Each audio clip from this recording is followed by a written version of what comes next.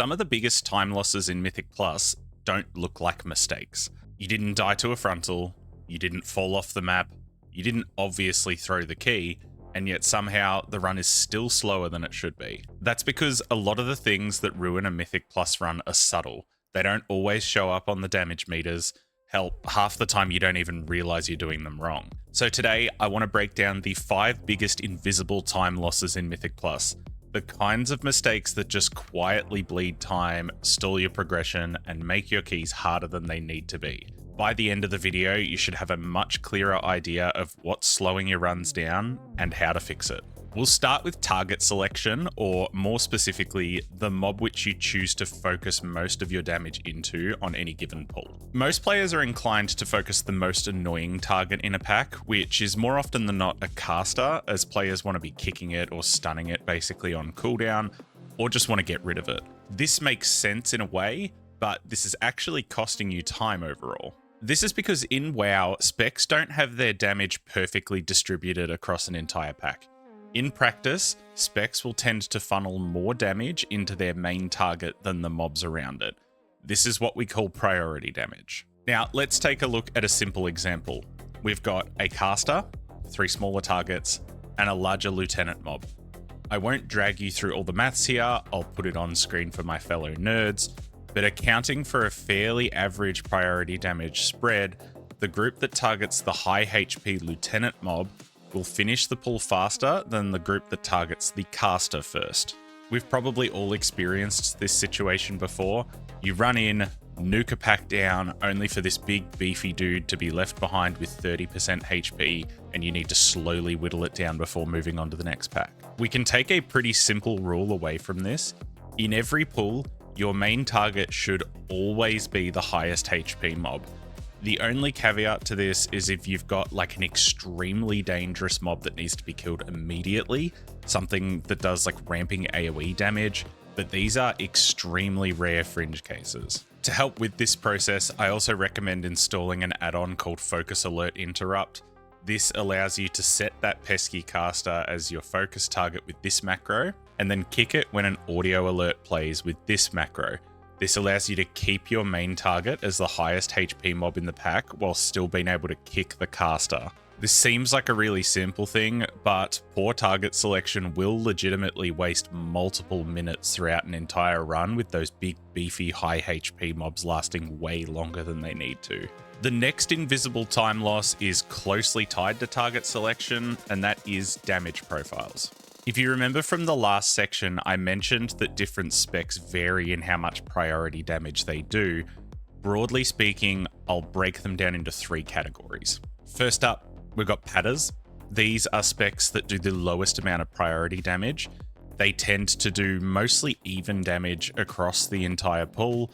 They have very high overall AoE, but not much of it has been funneled into their main target. Then we've got priority DPS. These specs give up a little bit of their raw AoE throughput, and in return, they do more damage to the main target in the pack. And lastly, we've got funnel specs. These are basically a more extreme version of priority DPS.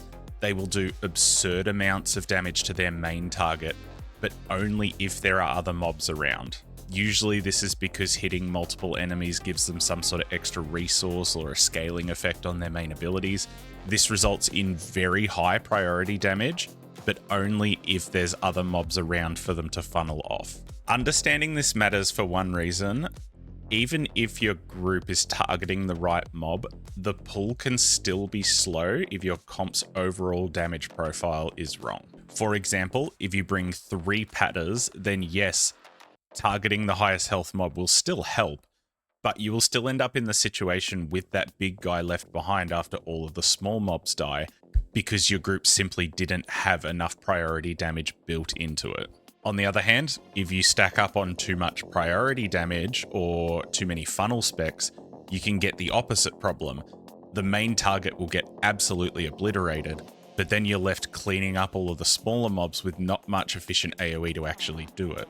So the real trick here is striking a balance. In most cases, you want a mix of damage profiles so that your group can both burn through the key targets in the pack, as well as clean up all of the AoE portions effectively. Over time, you'll naturally start to get a bit of a feel for what specs do what kinds of damage, but to make this easier, my Mythic Plus comp builder automatically gives you a rough idea of your group's damage profile as a whole. It includes every DPS spec in the game currently and is updated to the damage profiles of Midnight Season 1. One little bonus tip here as well, if you're playing with a funnel spec, don't be too eager to AoE down all of the small mobs quickly.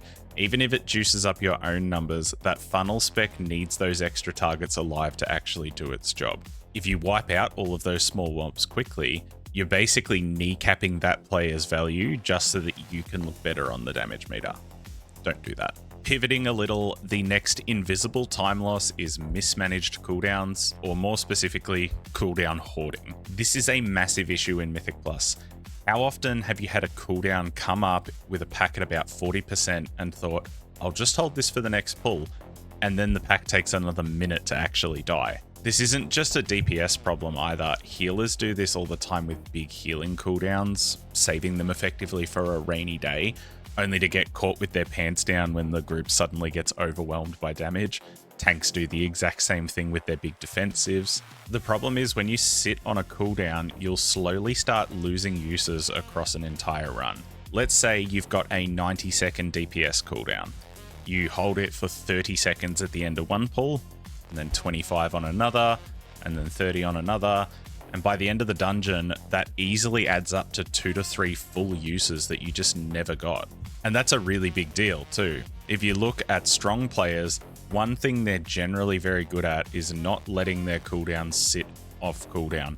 They understand that in Mythic Plus, getting the maximum number of uses is usually more important than waiting for the perfect moment to send them. Now, this obviously changes spec to spec. There's no one-size-fits-all rule here, but a general starting point that works pretty well is this. If your cooldown is 60 seconds or less, you should usually press it almost immediately unless the pack is almost dead. If your cooldown is longer than 60 seconds, try not to sit on it for longer than 20% of its total cooldown. So if you've got something like a 3-minute Ascendance on a Shaman, sitting on it for about 30 to 40 seconds is roughly the upper limit of how long you'd want to hold it. And if you're a tank or a healer, only save your major cooldowns if you actually know that there's a dangerous damage window about to happen, not saving it just in case someone stands in something, like an actual damage event that you are certain is about to happen. That's the key idea here. In Mythic Plus, you're usually better off using your abilities the maximum number of times, even if a few of them aren't perfect, than constantly waiting for the perfect scenario to use them. If you save too often, you will lose overall throughput by the end of the dungeon, and you'll probably also cost deaths if it's a healer cooldown you're sitting on as well, which will ultimately slow the key down quite substantially. Next up, inefficient routing. Depending on how badly this is done, this can easily be one of the biggest time losses in an entire dungeon. Now, I could do an entire video on routing alone, which is exactly what I did about 5 or 6 months ago. If you want to check that out, have a look over here, but I'm going to keep it fairly condensed for this video. At a broad level, faster routes usually come down to doing the dungeon in fewer pulls. This fact encompasses a couple of elements. First, mob efficiency. Not every mob gives count in a way that's proportional to the HP that it has. Some mobs are more valuable than others. They give you more count for less damage required to put into them. Second, routes with more pulls often have a lot more of these small, awkward pulls that waste resources. As I talked about before, your group generally wants to use their cooldowns on cooldown.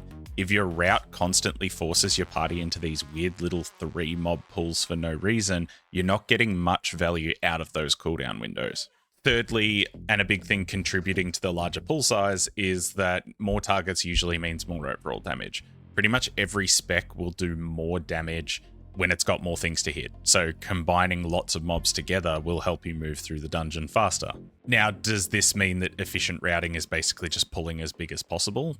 Not really, because the other side of the equation is risk reward. Big pulls are pretty much always faster, but they're also much more dangerous and much more reliant on execution. More things could go wrong that your group may or may not be able to handle. At the very top end of play, groups will often have to take this risk. If you're trying to time bleeding edge level keys, the time requirement is so strict that you really don't have any other option. But for most players, that's not really the question. The real question is, how big can you pull without creating unnecessary risk?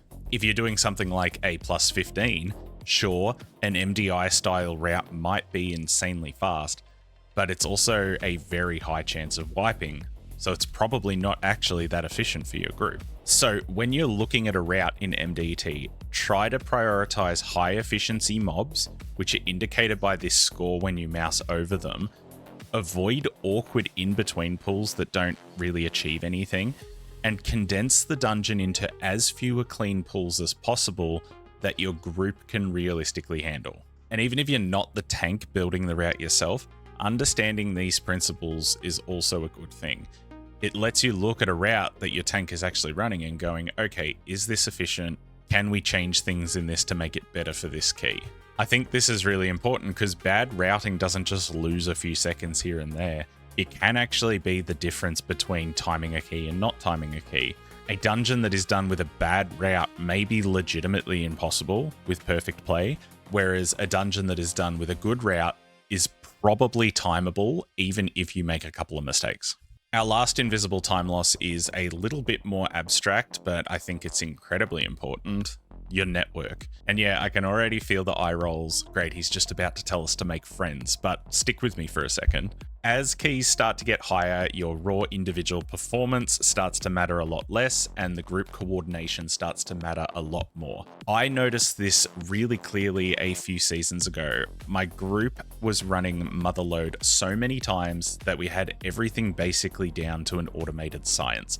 We knew exactly who was kicking what, exactly who was kicking it in what order, when we were using our stops, which abilities each of us had to cover, the whole lot. But whenever we had someone missing for the night and we had to bring in someone to fill, things often started falling apart. And it wasn't because that player was bad. Most of the time they were perfectly capable. The problem was they didn't know how we specifically played the dungeon. They didn't know our patterns, what we expected, or how we approached things. And so kicks would get missed, pulls got really messy, and things would just fall apart really quickly. My point here is that at a certain level, one of the biggest time losses in Mythic Plus is simply not having a consistent group or network of players around you. Can you climb really high in LFG alone? Yes, people do it every season, but it's way harder than having a regular pool of players that you know, that you trust, and that you enjoy playing alongside. So if you're aiming for the higher regions of Mythic Plus, this is something I really want you to think about. If you find yourself playing regularly with certain people, try to actually maintain connection with them. Don't just wait for them to pop up in LFG again. Join their Discord, sit in calls and watch keys, post memes in their channels, just be around. This does feel a bit weird at first, but honestly, most high-level players are actually way more friendly than you would assume. They're competitive, sure, but they also understand that keys go wrong all the time. So in my experience, mistakes are often handled a lot better with these really, really good players than they are in these low to mid-level pug environments. I know this isn't a mechanical skill, but at a certain point, lacking a network is actually one of the biggest time losses possible. Not just because your runs fail more often, but because the alternative is spending literal hours in LFG just waiting for a chance to even play the game. If you have lots of people to play alongside, not only do you get to do more keys, they will have a higher chance of succeeding as well.